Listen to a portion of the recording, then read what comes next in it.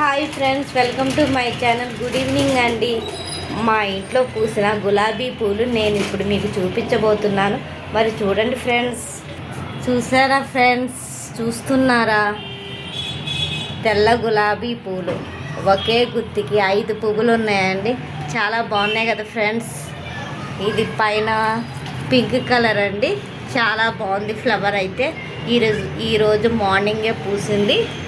ఇంకా పైన ఉన్నాయి చూడండి ఫ్రెండ్స్, వైట్ కలర్ గులాబీ పువ్వులు. వెళ్ళిపోకండి, వైట్ కలర్ చాలా బాగున్నాయండి. ఇప్పుడు ఇంకొక చెట్టుకి ఇది ఆరెంజ్ కలర్ అండి. ఒకే చెట్టుకి 2 కొమ్మలకి 2 కలర్స్ పూసాయండి. ఇది వచ్చేసి పింక్ కలర్ షేడ్లో ఉంది. చాలా బాగున్నాయి కదా ఫ్రెండ్స్. ఎలా ఉన్నాయి ఫ్రెండ్స్? బాగున్నాయా? మనకు మనసు బాగోలేనప్పుడు, స్ట్రెస్గా అనిపించినప్పుడు ఈ పువ్వుల్ని చూస్తూ ఉంటే మనకు మన బాధ తీరకపోయినా కొంచెమన్నా రిలీఫ్ అనేది ఉంటుందని నా నమ్మకము, ఒపీనియన్. మీ ఒపీనియన్ ఎలా ఉందో నాకు తెలియదు కదా. ఇది కరెక్టేనా?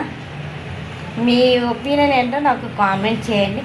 అలాగే నేను ఇప్పుడు మీకు ఇంకోటి చూపిస్తాను. చూడండి ఫ్రెండ్స్, ఇవి నేను వైట్ సిమెంట్తో చేసిన పాట్స్ అండి. ఫస్ట్ టైం ట్రై చేశాను. ఎలా ఉన్నాయి ఫ్రెండ్స్? బాగున్నాయా? నాకైతే ఇది బాగా నచ్చిందండి. ఇప్పుడు దీనికి కొంచెము పెయింట్ వేసి ఇందులో వీటిలో ఏమైనా ప్లాంట్స్ పెడతాను. ఇందులో అయితే లోటస్ పెడతానండి. ఫస్ట్ టైం కదా ఇలా వచ్చాయి, ఇంక పర్ఫెక్ట్గా అయితే రాలేదు. ఇది వచ్చేసి సిమెంట్తో చేశానండి.